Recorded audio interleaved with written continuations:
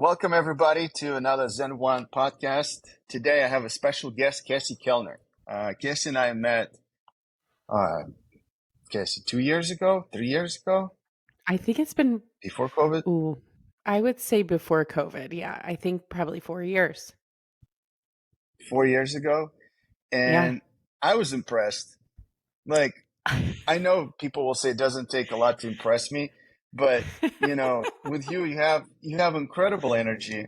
You have smile, and you've been in ortho for a long time. And then when we started talking about your introduction, you've been in dentistry for 20 years. Yeah. Next year will be 20 20 years. years, I know. It's right? And crazy. talk about how people say, overnight success. You double Oh, that number, and it's yeah. I wouldn't incredible. call it So overnight. just That's for sure. exactly. So just a quick introduction for people who don't know you. You're Cassie Kellner.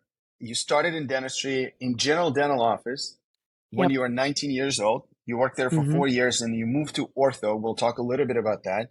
Then you Yeah. worked in ortho. You probably did everything imaginably possible in an ortho office.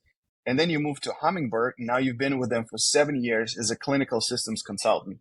And now you're Mhm. the lead culture champion and helping offices to realize that culture is actually a big thing.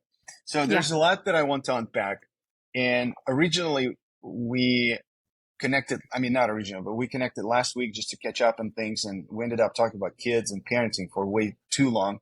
And I thought, Cassie, stop. Like, let's take a break. We got to record this thing. Like, let's reconnect next week. Let's talk about parenting because Yeah. there's so much going on in parenting. And I feel like us millennials now start having kids, which is phenomenal. I fully support that. And I think there's a lot to learn and we're all in a bubble and I think it would be a great conversation. So if you don't mind, let's just start with your introduction. How'd you get into the dentist? Like you're 19 years old and you're like, I'm just Yeah. going to a dental office and get a job. Yeah. So I went to a dental assistant program straight out of high school. I thought I wanted to do hygiene, and it just wasn't for me. It's really monotonous.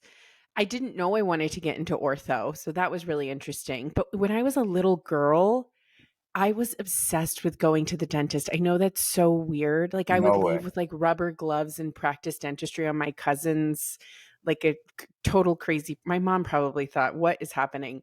And I did it. And so I went into general dentistry for 4 years, and I moved to San Diego. I was young, right? And so I'm like, who doesn't want to live in San Diego? I'm from Northern California. And I answered a Craigslist ad. That makes me feel very old.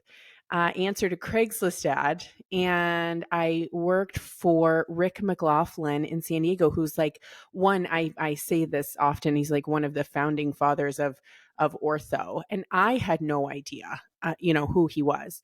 And I was there for another 4 years. I went back later in my career as well, but it was incredible. He taught me everything.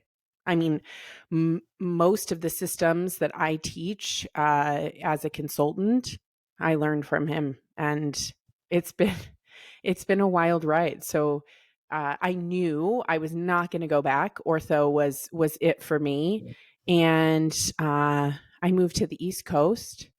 I worked for an amazing orthodontist, and I met the founder of Hummingbird as a team member, and she left the first day. She was there for a week, Karen Moad, and I got in my car and I was like, "That's what I'm going to do. I'm going to be a consultant." So a few years later, I moved back to California. I met my husband, and then we moved back to California, and I reached out to her. And I was like, "Do you remember me? I'd love to do this. I don't want to do what you do, but dental assistants need to feel the love as well. And there's like a real missing piece here that people aren't focusing. There's a lot of people who help with in the industry helping with treatment coordinators, but no one's, there's some out there, but there's not a ton of help for dental assistants. And I'd love to jump on that train." And she was like, "Let's meet." I'm like, "Okay, great." We met, and 7 years later, here I am. And it's been amazing. Truly. it's really That's cool to awesome. kind of be on the other side of it, even as a consultant, being a team member and going through the massive changes that happen when you hire a consulting company like Hummingbird, and then getting to implement it and understanding the growing pains and being empathetic to these massive changes that we do. So it's really Right. fun. Can you can you take us back those first 4 years? You moved to San Diego with a famous doctor. He's a general dentist, but he did some ortho Ortho. stuff. No, he's an orthodontist. Okay. Yeah. So how was the transition from general to ortho? Because I assume you were a dental assistant in general, and now you're dental assistant in ortho. Yeah. I mean, I started from ground zero. I started in records and sterilization just as you do, because before that I was, sectioning chairside and doing setups and really focused on general dentistry. And there's so much more that you can do, in my opinion, as a dental assistant in ortho. So you kind of you had your own chair, you were responsible for your patient, and so I started from the ground up and moved into the clinic, and it was a teaching practice because he's huge in teaching in this industry. And I was doing an indirect bonding, and I have like 7 Japanese doctors standing over me, and I'm teaching, and it was it really it Surreal. was it changed everything for me, and I had no idea. I mean, it was a Craigslist ad, Wow. I had no idea what I was getting myself into, and it changed my entire career. I was so passionate about it. And he's such a humble, amazing man. He taught so well that, all of us were just kind of mini orthodontists. We knew it all. We knew why we were doing what we were doing. And then it gave me the courage and the knowledge to be able to just go out and figure out what else I wanted to do. It was Wow. really cool. Wow. Yeah, so it's really incredible. Before we move to the actual career path, which is fascinating, what do you think people miss about the transition from general to ortho? So as a dental assistant, like what do you think some of the misconceptions that people have in their heads or in the industry? It's funny you say that. So she'll probably listen to this too. I have a niece, she's 22.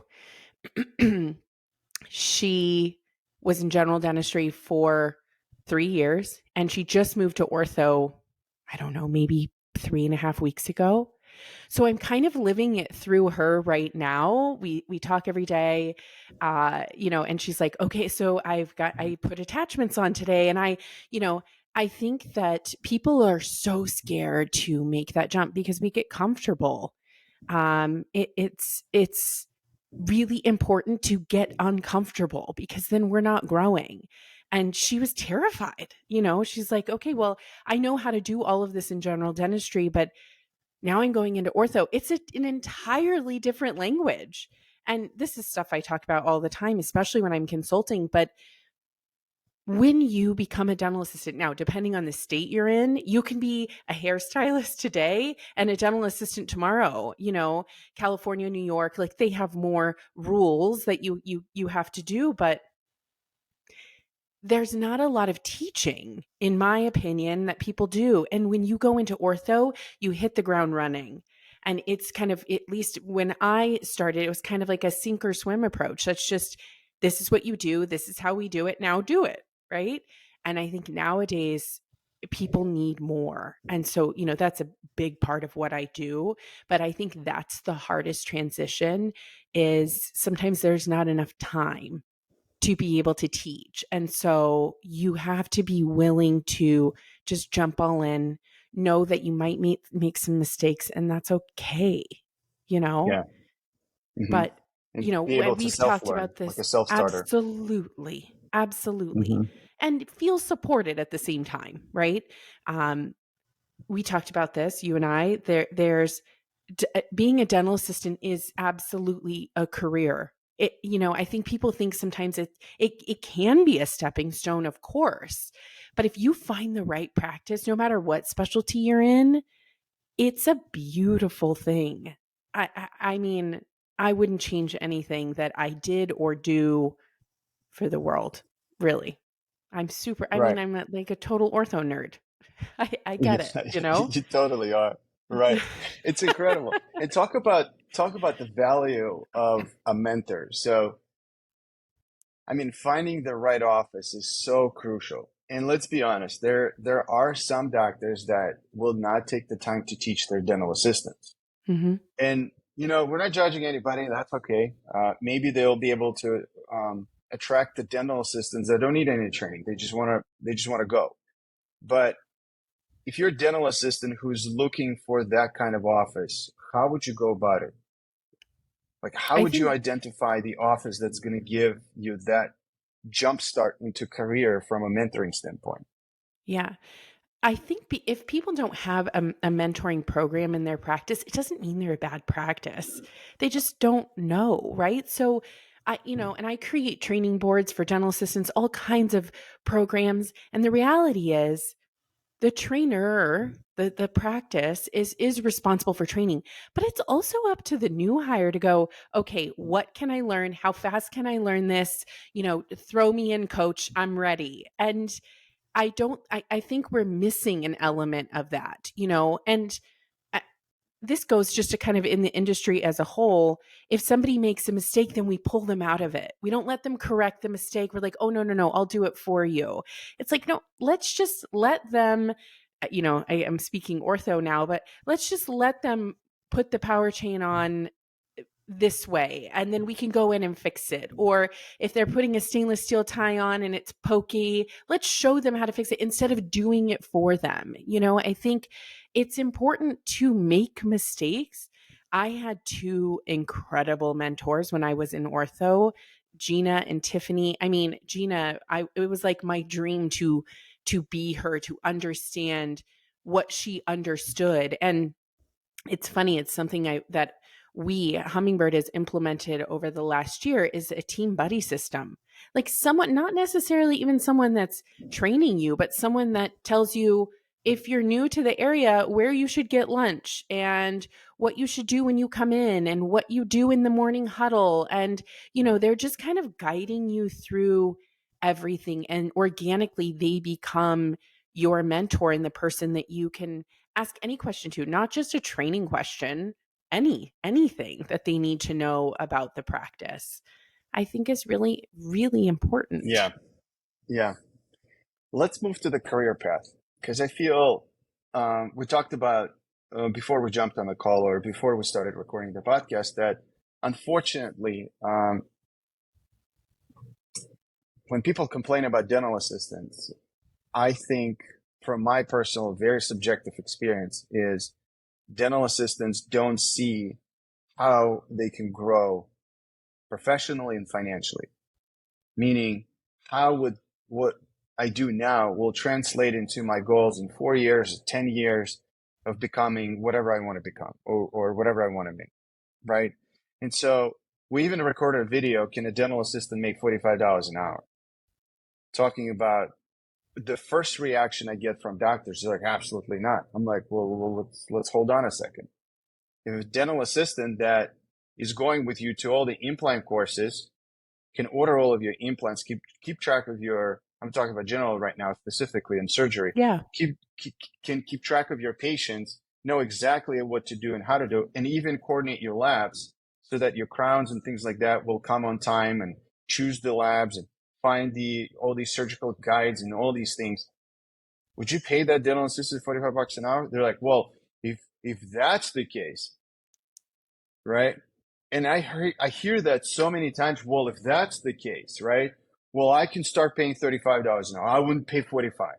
I'm like, okay, so if that dental assistant then actually helps another dental assistant, and now you can do back to back, stack the columns, and you spend only 30 minutes on a procedure instead of an hour, would you pay her 45? Well, if that's the case, right? So it's like, okay, so now the problem is, it's not so much that it's impossible, it's just we can't train our dental assistants to show them that there is a career path. And Yeah. so I'm curious what you think about it, because you've gone through general, ortho, and now consulting, and I would assume you make a little bit more than you did 19 years ago or 20 years ago when you started as a dental assistant, right?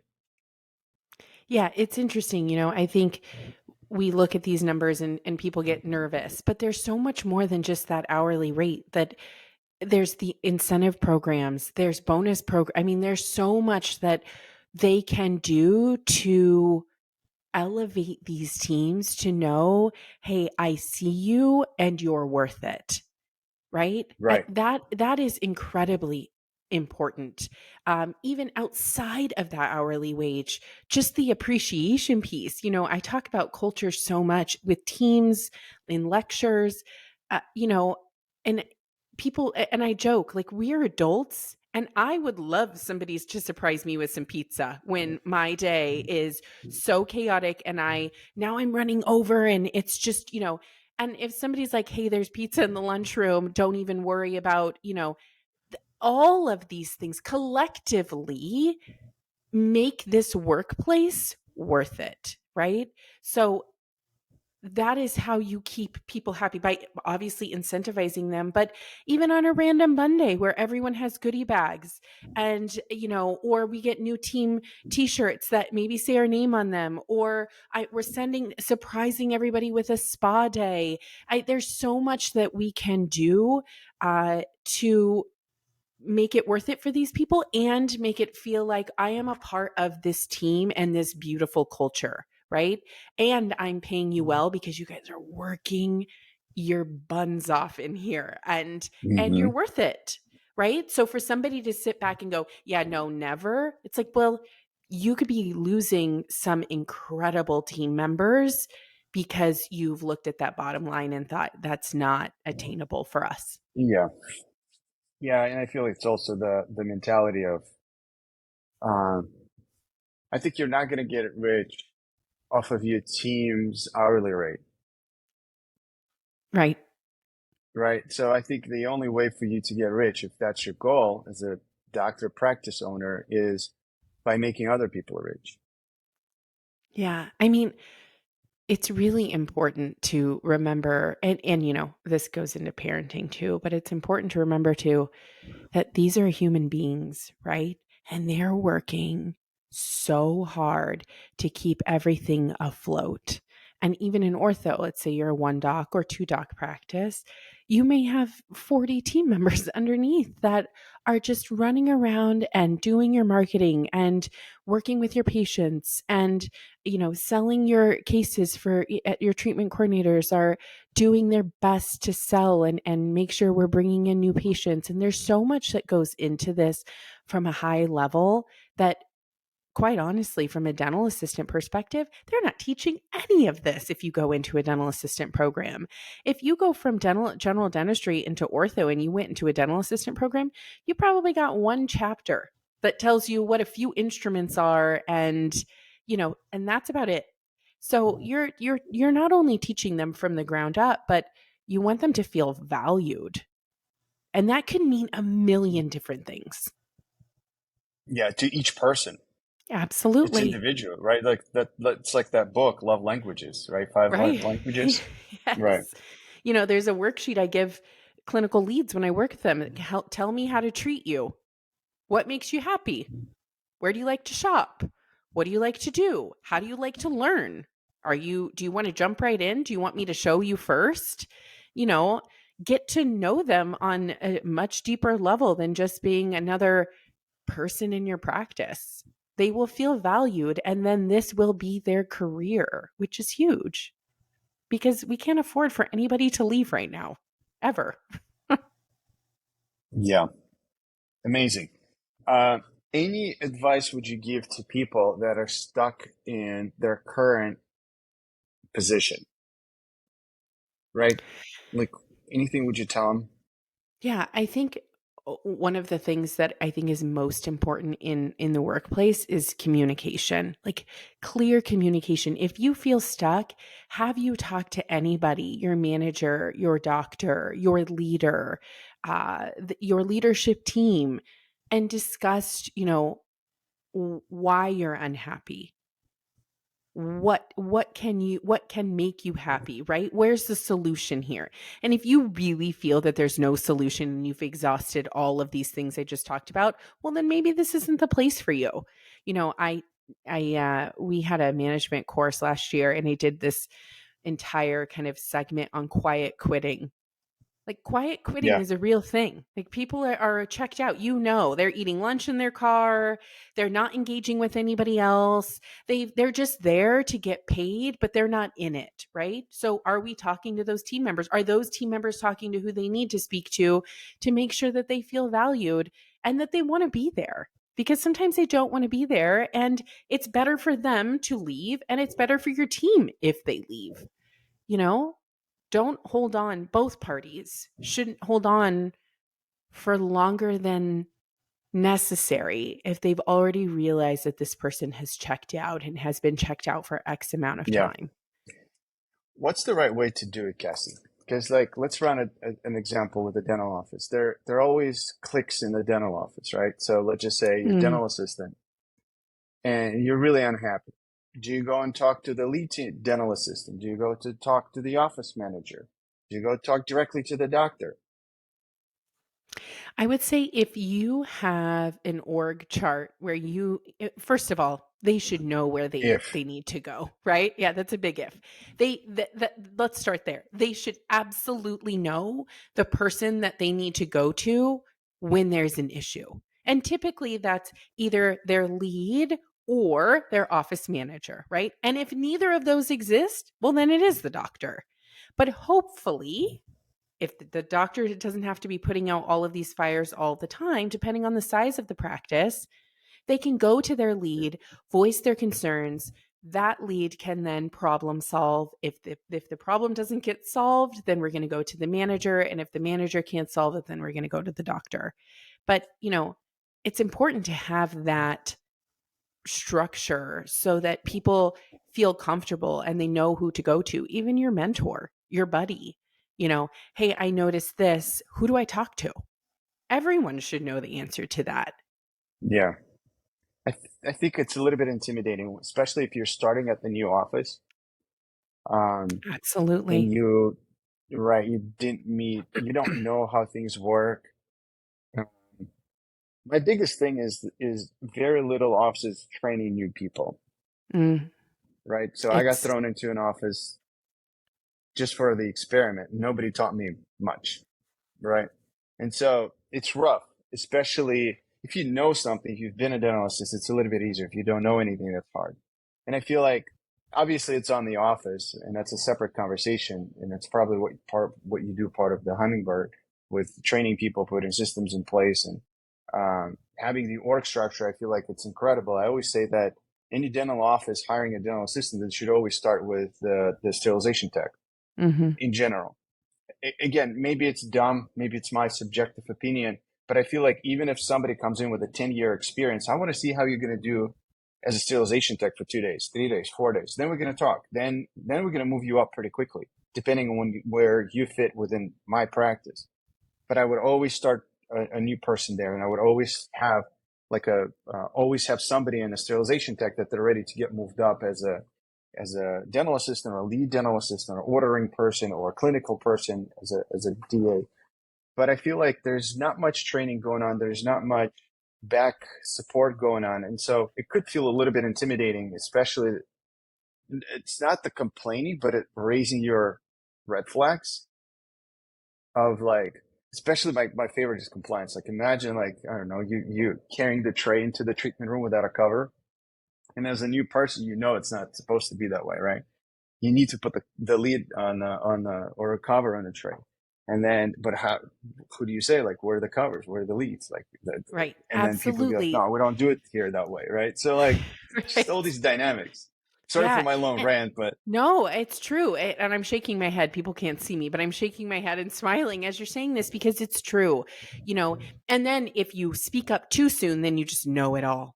Right? Like, oh, yeah, you're trying to change our systems. You've only been here for 2 weeks. Who are you? And so I think you absolutely have to give that a little bit of time. And then you go, hey guys, I have some ideas. What do you think about this and this and this, right? But you're right. One of the biggest things that I do in consulting for clinical leads and trainers is create a 90-day onboarding training program with for dental assistants. It's crucial, right? And I bet we use, and you and I have talked about this, we use a task management tool called Asana, and we've used it for a very long time. We could never survive without it. And I do everything in Asana. So it's a workflow. And what the reason I'm talking about this is because I will do this with leads and I'll go, okay, in the first 90 days, we have everything written out. Let's plug it all in. And they want to plug it all into the first 3 weeks. And then we go and look, and I let them. And then we go and look at it and they go, oh, that's a lot. And I'm like, yeah, now that it's written down, now how do you feel? Because before this, there was nothing written down and people are just flying blind. And then you realize 6 months in, they don't actually know how to do anything because we don't have a process in place for them to figure out all of the things that we need them to do. So, first and foremost, my biggest piece of advice here is whether you use Asana or not, write it down. Figure out a 90-day onboarding checklist to where these team members, because you're right, Tiger, you should always start in sterilization. But even if you have 10 years experience, you don't have 10 years experience in that new practice. So you're still new, right? You're learning that new language. You're learning, if you jump from general to ortho, you are brand new. Even if you have 10 years experience, you understand teeth, but you don't understand orthodontic mechanics. So we have to start from ground zero. So create something to where they go, okay, here's my guide. These are the things I know I have to understand. And let's go week 1, week 2, week 3, so that, they have an idea of what they should be learning. And if they don't learn it, then a part of that is, and after that 90-day, we can put it back on them and say, okay, we've given you these tools. Here's where you are. And here's where we want you to be in the next 6 months. It's important. Interesting. And you got it all in Asana. Yeah. Yeah, we couldn't do live without it. Your Asana one day. Right. Not for public. I don't want anybody to steal your ideas, but I want to see it. Yeah, you're welcome to. You're welcome to. How long did it take you to build the Asana? I'm just curious. So Tracy Moad, who is with Hummingbird and just like an Asana guru, I think it's been 6 years. We, from day one, we kind of played with it a bit. And then we went all in. I mean, since 2019, nothing that I do has been outside of Asana. I will use Google Drive if people need it and things like that, but it's very rare. So anything that we do and create, most of us, is in Asana too. It's one designated workspace. We build it in many different ways. I told you I was lecturing a few years ago and somebody came up to me after the lecture and they're like, is Asana, do they have a booth here? And I'm like, no, it's not an ortho tool. We've just made it an ortho tool, right? But yeah, it's incredible, truly. I mean, I would say 99% of our clients are on it. They couldn't live without it at this point. Would you say that becomes the operating system of the practice? Absolutely. I mean, outside of their management software, right? Anything that we can keep in their management software, we keep it there, obviously. But if we can't and they need lab workflow for, Align or Spark or any of these, outside lab companies, that's what we're using. We're using it for training purposes. We're using it for financials, daily, weekly, monthly checkoffs, sending tasks to other team members. We're using for literally everything in their practice. Wow, that's incredible. Yeah. And a lot of the running that operating system is on dental assistants, I would assume. It's everyone. From a training perspective, that's very much, dental assistants. There are plenty of things that I don't use it for dental assistants. Like, let's say a daily checklist. I put a kind of a master copy in there, but I don't expect them, if they're turning on a compressor, filling an ultrasonic, they can't live without that stuff. So I don't need them to go into the system and check it off because they would never survive without it kind of thing.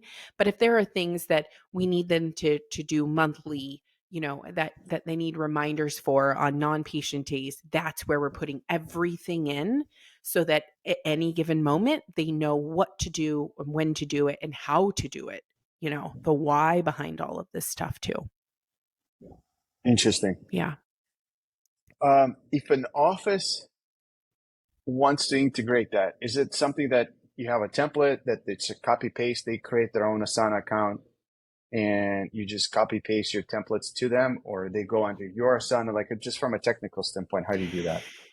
Yeah, so they have their own, or they create their own organization, and then as consultants we pop in as guests, and we then drop in whatever they need, right? Depending on the team that needs to use it. And so from a clinical perspective, then I drop in, and it's not kind of at least my consulting is not a one size fits all, right? So everybody is Mm-hmm. different. If I have a boutique practice with 5 assistants, or I have multi-location with 27 assistants, that's going to look a bit different. So, I drop in a very kind of a skeleton template, and then we build it out together. So we kind of build out this robust training program, because not all orthodontists do the same things. Their archwire sequences are very different. Their mechanics are different. They're using different appliances. So it's very structured to them. Um, it's a template for that practice. Interesting. That's really cool. Yeah. I want to switch gears a little bit, unless you have anything else to add on a career path. No, I don't think so. Okay. Just don't be nervous. That's Yeah. nowadays, Don't get stuck. I'm saying this to my 22-year-old niece, like, just jump. It's going to be okay. And it's an incredible ride. Like, just do it. And if you want to go Do back it. into any other specialty, then do it. You'll be okay. Yeah. Yeah. And I think I said in one of the podcasts before, it breaks my heart when dental assistants leave a practice to become like flight attendants. Mm, We need people. We need good people.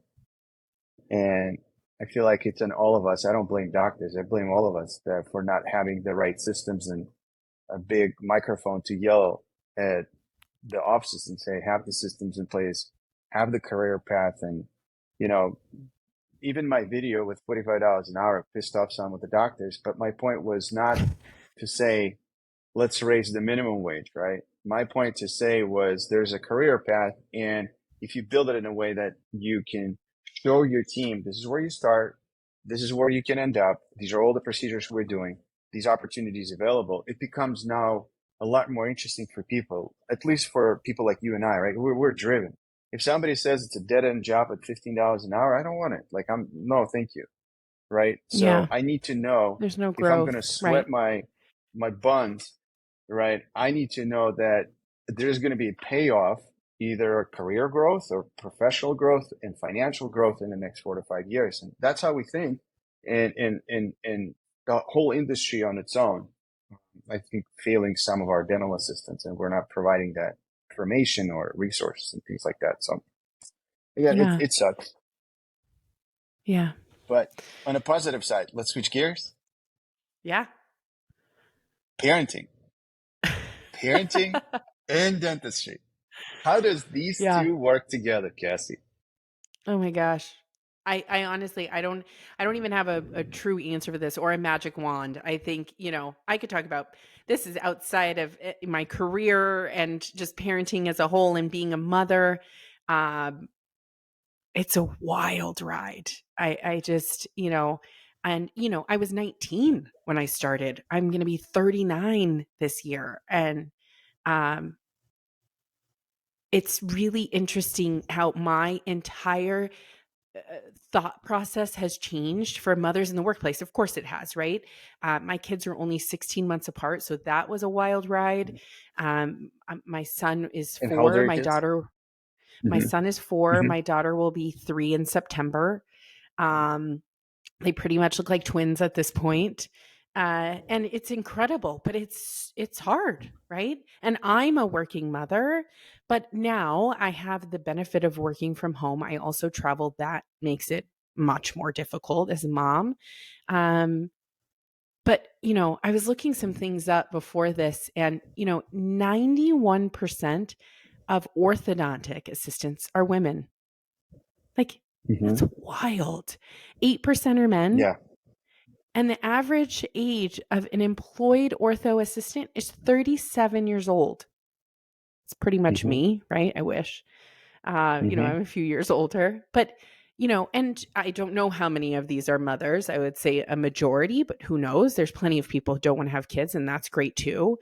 But I don't think I had enough respect and empathy as a 22-year-old, 27-year-old, even that I do now for the mothers, the single mothers in this industry who need a little bit more love in the workplace, for all the fires that they're putting out before they even walk in the office.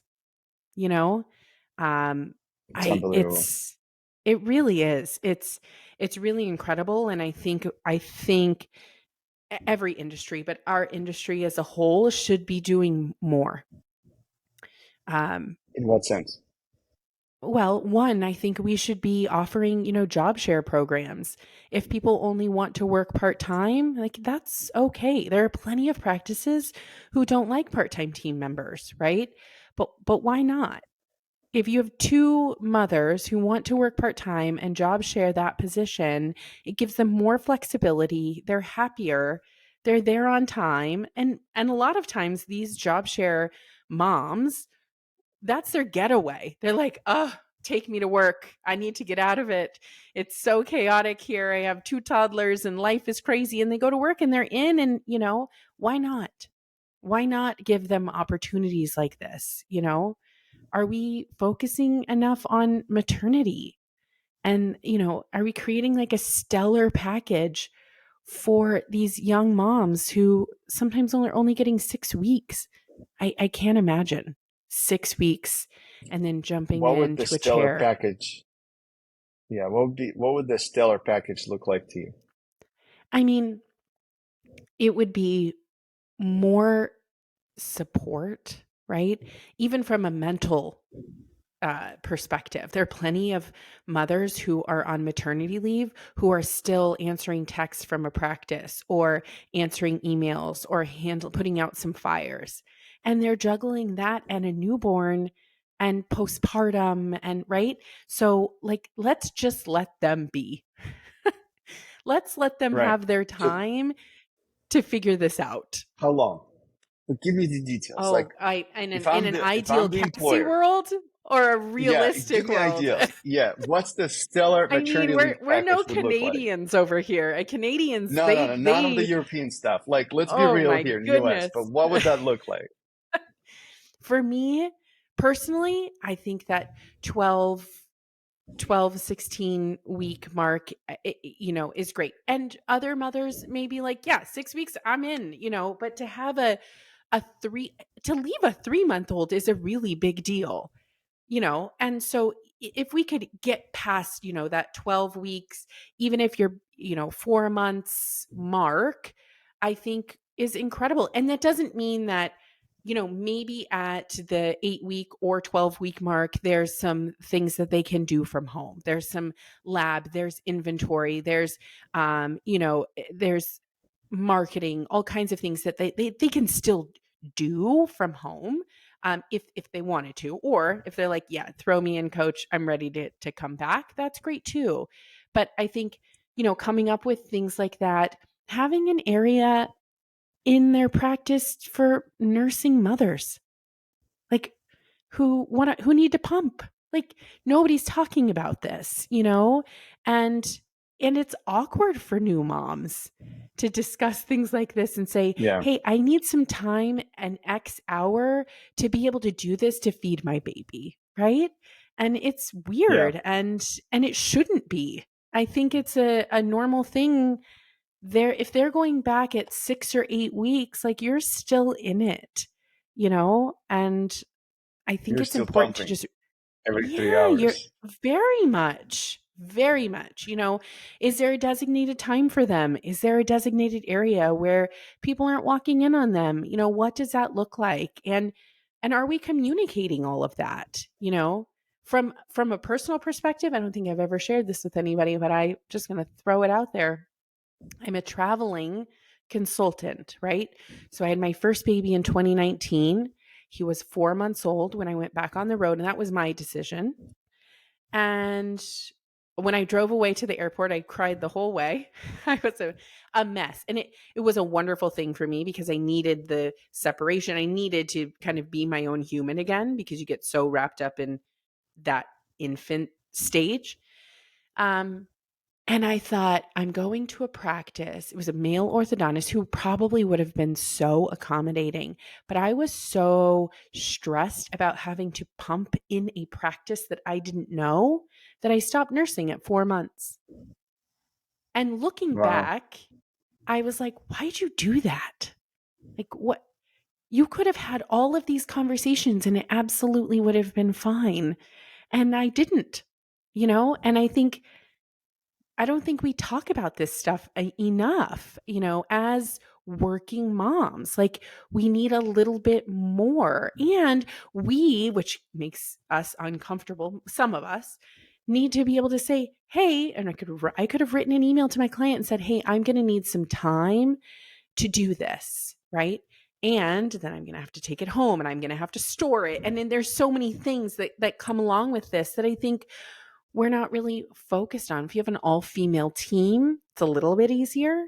But if you don't, then you have to have these conversations sometimes. And new moms are already stressed out enough. Like, could we present them with something? Hey, when you come back, these are all the things that we're going to have for you to make this a little bit easier for you to leave that baby, you know? That would be pretty cool. That would be Yeah, pretty cool. I feel like we talked about this a little bit last time. Do you think um, the rising number of female dentists would help with that? absolutely. I mean, Absolutely. just a joke. Are not like that, right? So, like, I look at myself. Like, if I would have my kid before one of my key team members had a kid, I would be, I would have been a total douche, right? So, like, straight up, I would be like, "What are you doing? Like 4 months? What are you talking about?" But because I have my kid before I Hmm. saw what it's like, right? So I was there. I knew that in 2 weeks, I'm not needed at home. So like paternity leave a month to me is a little too much because I'm like, there's nothing I can do. Like 2 weeks, I'm out. But maternity leave, 3 to 4 months, totally agree with you, right? But then it's also should be undistracted. There's also should be an opportunity for a part-time. There's also should be an understanding that, your kid might scream and that's totally normal. And, sometimes you bring a kid into the virtual meeting, that's totally normal. Sometimes you need to go and see a doctor and that's totally normal, like things like that.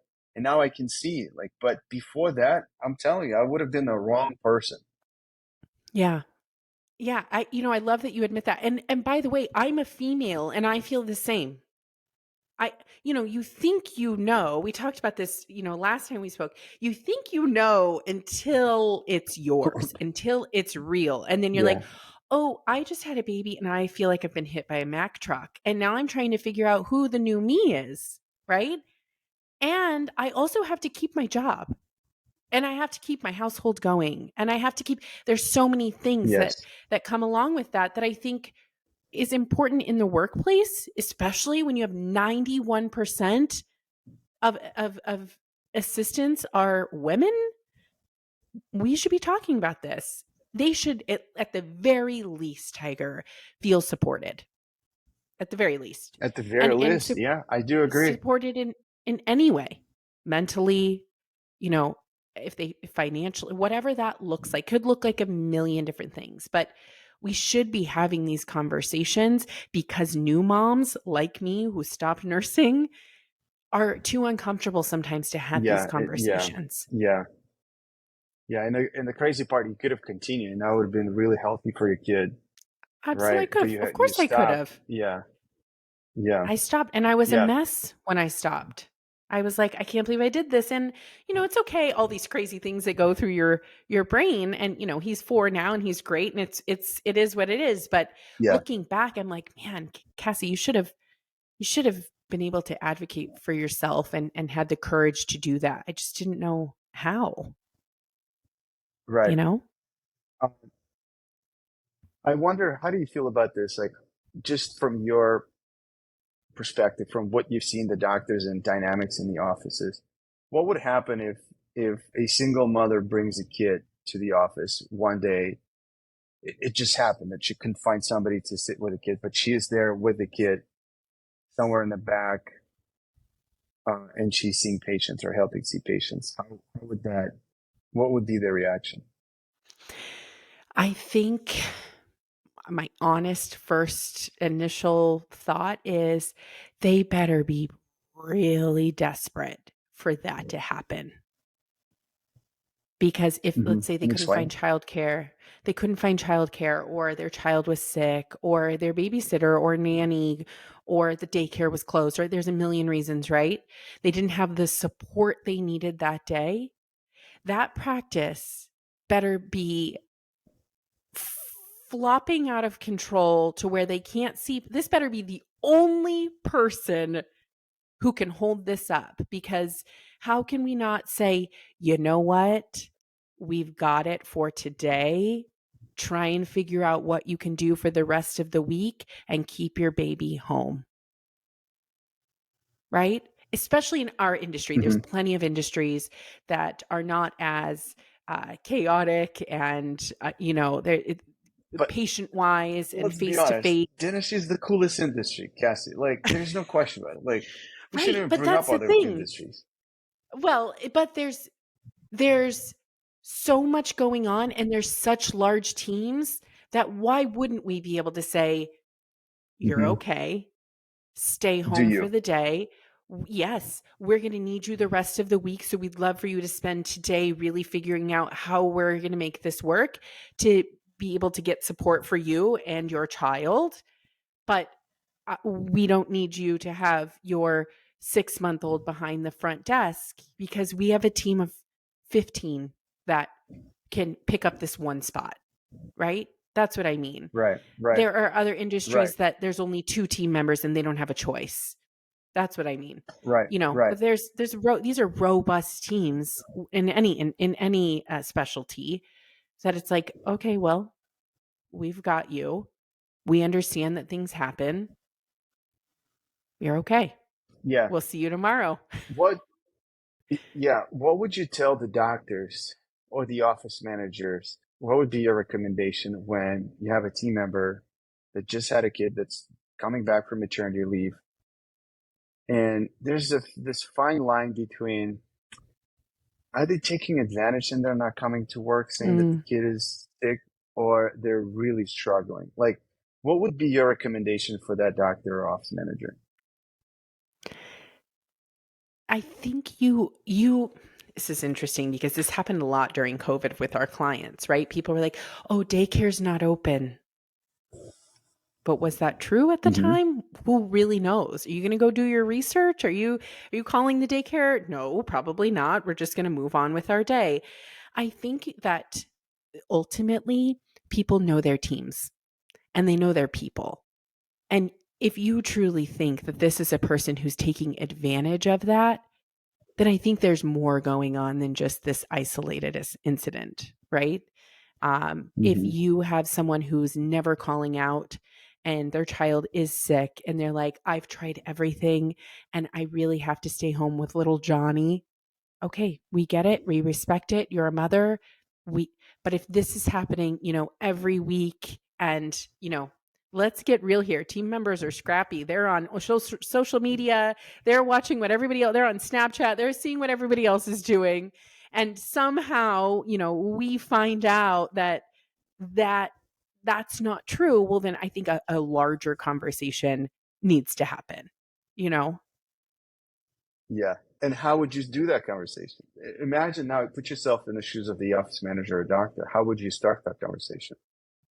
Well, first, if you think that at any point, I think this gets tricky because if you think your team member is lying, you don't have anything to follow it up with. I think more importantly, you're documenting everything, right? And then you're chatting with your attorney to go, "Hey, we have all of this documentation. What are you recommending us to do? Because there's a fine line here." Right? We want to be able to support these people and these mothers. And if you have no documentation, you have nothing. Hmm. So that is key. And then going outsourcing this and saying, okay, I have all of this. Am I allowed to have this conversation and say, so we've noticed this pattern. Here's what we're seeing. And we're going to ask that we get a little bit more from you, or we need you to change at this point, or we need to implement a performance improvement plan. And these are all the things that we're going to need to see from you in the next 3 to 6 months, right? I mean, there's so many ways that you can go about this without interrogating them, calling them a liar. Even you can think all these things, but as a manager and, in the workplace, it's important that you are very careful with a lot of this and that you're documenting everything, chatting with your resources and having these conversations. And you have Yeah, to be very delicate. yeah. Part of the documenting is Asana helping with documenting. Absolutely.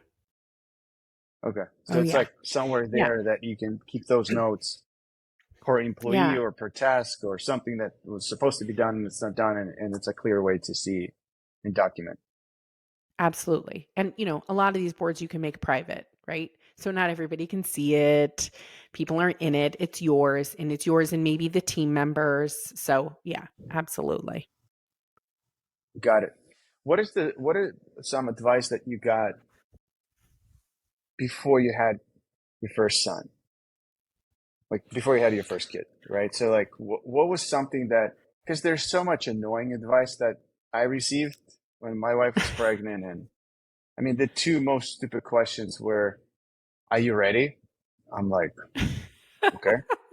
And then the second one was, are you getting enough sleep? And I don't put it back. I mean, I'm not saying that people did it out of not respect or anything, but it's just people don't think when they ask these questions.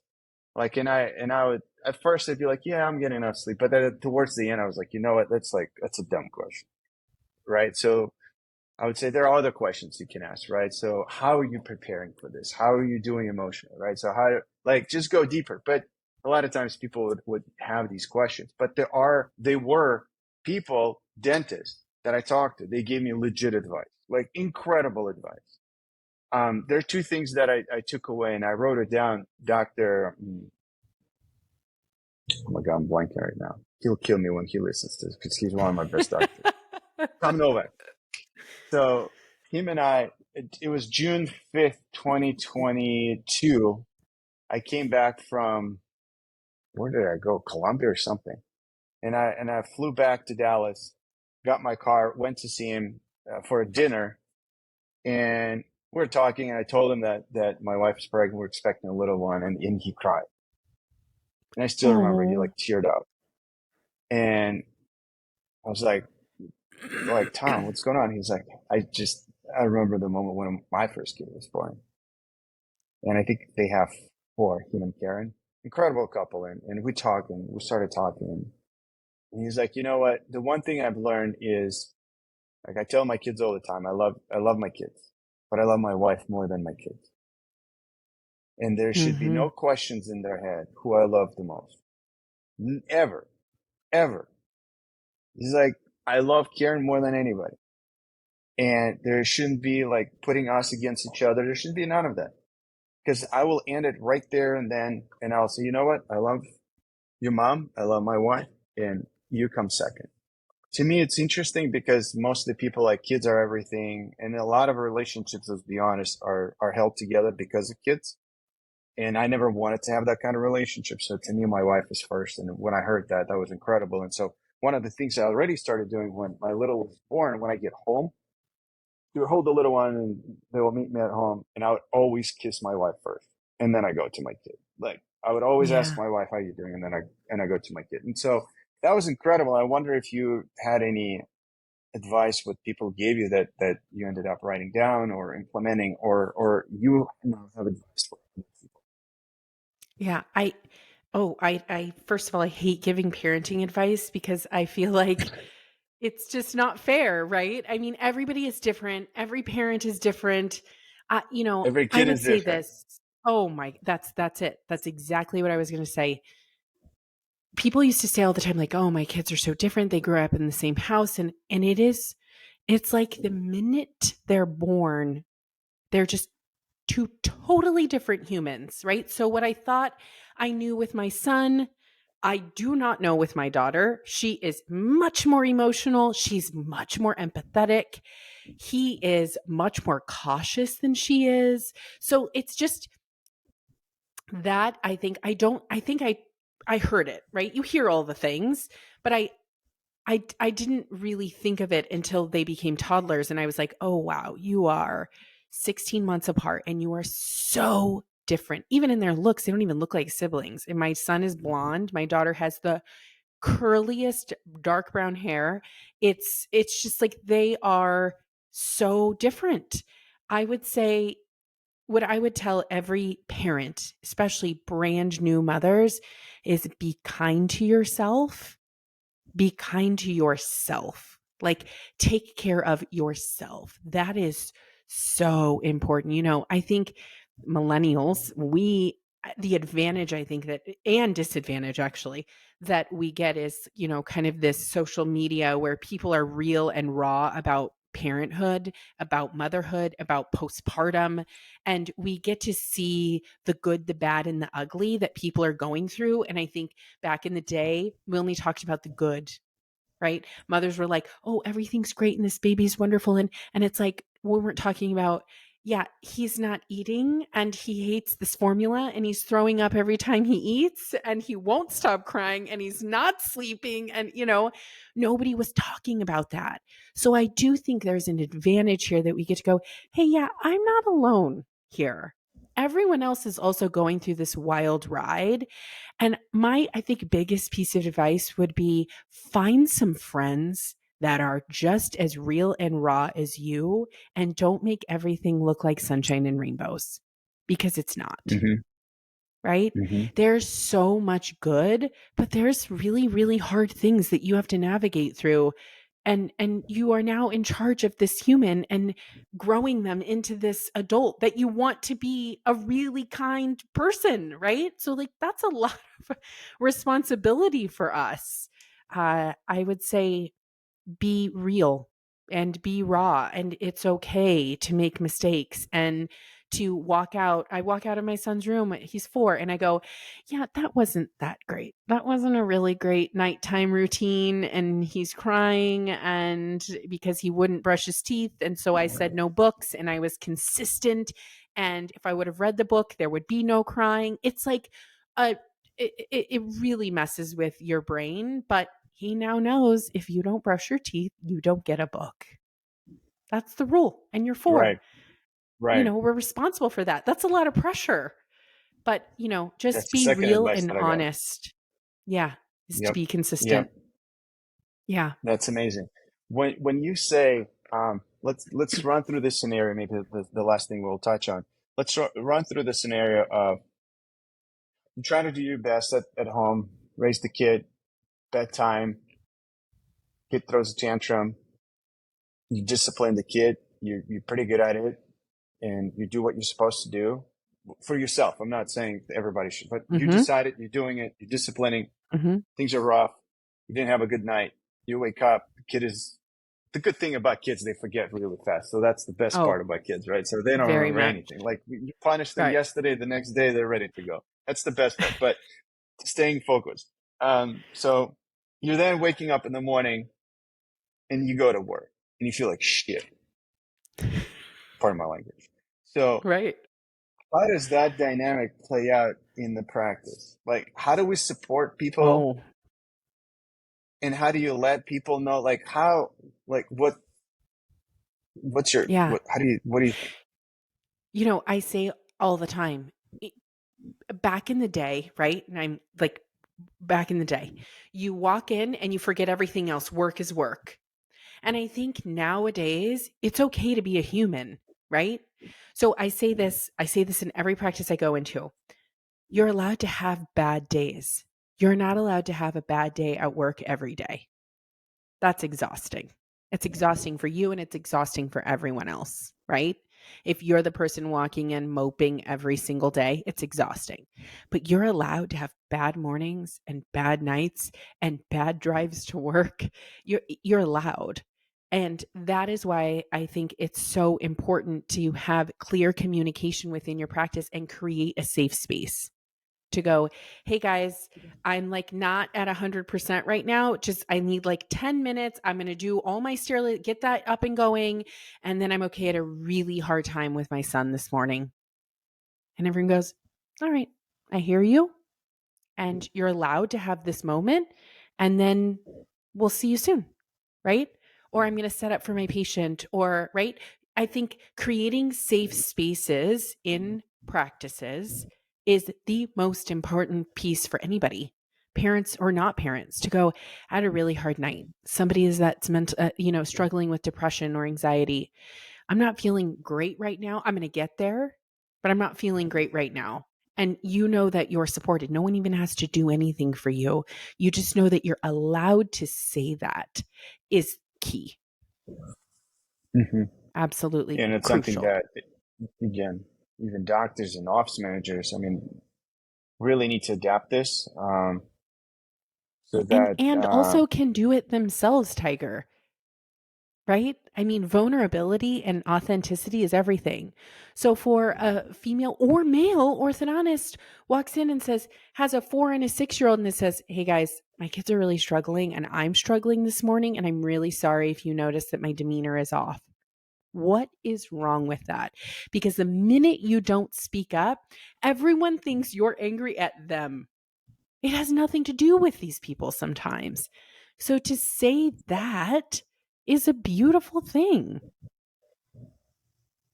yeah, I can see there's a lot of challenges in that. Even I struggle with my team Of to course. be, to start a morning and say, hey, we had a rough night and stuff. It's hard because But there's it so many allows books. I your mean, look, team to say that. Because if you are yeah, always on your A game, whether you are or not, then no, they I'm don't not. feel that they It's can clear. say, "Hey, I'm struggling. I'm just give me like 10 minutes. I'm going to get there everybody." And everyone goes, "We got you." There's nothing wrong. There is Yeah, absolutely nothing wrong with that.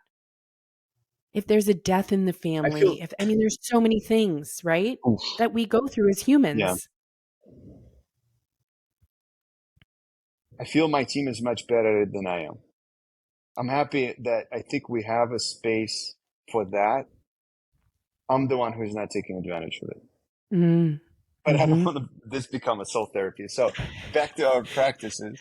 So practices need to create the safe space for people, especially for mothers. And you started the conversation with, or when we switched the gears to this, that you can't even imagine being a single mom. Mm. And that's what my thought was too when after my wife had a kid and we're lucky enough to be in a position where she doesn't have to go to work and I can support and things like that and she can dedicate the time to the family. I can't imagine. There's just so many days that she will wake up in the morning, she doesn't feel it at all. Right. And like it's just hard. And now looking back, if you're a single mom, I don't know how you do that. I really don't. And I hope it doesn't come off in any way wrong. I just I I don't know what to say. Yeah. I hope that the single mothers have an incredible support system. Not all do, right? Um, Hmm. and I hope that we're empathetic to them. I hope that these workplaces are empathetic to these single mothers and in more ways than one and in very very simple ways like, hey, let's get out on time. Let's work as a team and not be here 30 minutes, 45 minutes, an hour past when we're supposed to leave. Because I'm the only source that picks up my child from daycare, and daycare closes at a certain time. And I don't want my Yeah. kid to be Yeah. last every single day, right? Like there's I could this is another thing I talk about for hours. We don't have time, but you know, to be empathetic and to realize and recognize that they are it for these children, I think is really important. So to commit to very small things like, you know, hey, Cassie, I know you have to get home. I'm happy to take your last patient. My husband's picking up my kids today. Let's just That's have those incredible. conversations. Yeah. Yeah. That's incredible. Well, let's wrap it up because we're over an hour. I want to be respectful to your time. This was awesome. I thought our parenting conversation is going to be, I mean, I didn't expect that it's going to be less than what it was. But we went really deep and realized that Yeah, we'll have some challenges. So that's I incredible. know. Thank you, Cassie. Any Oh, you're departing welcome. thoughts for on what we discussed and how, if people want to reach out to you, is there any way that they can find you online or Oh, at yeah, Hummingbird or absolutely. anything? Yeah, they can email me, they can go to hummingbirdAssociates.com and see everything that I do and that our every single one of our consultants does. But I think more importantly, they should kind of look inward and go, huh, mm, I hope they took at least one thing that they could implement today for these practices and be as authentic as possible. I think one last thing here is parenting has made better leaders. The skills you get Absolutely. you develop as a parent with multitasking, are you kidding? Multitasking, being flexible, being understanding, being empathetic, time management. I mean, all of that comes with being a parent. And so it's a wonderful thing. So I think we should appreciate it and celebrate it and talk about it more. Right. Cassie, thank you so much. That was awesome. Thank Super grateful you, to have you. Tiger. And I Thank look you. forward to This has bringing been you back again awesome. to continue talking about parenting. I Awesome. I would gladly join. All right, let's do it. Thank you.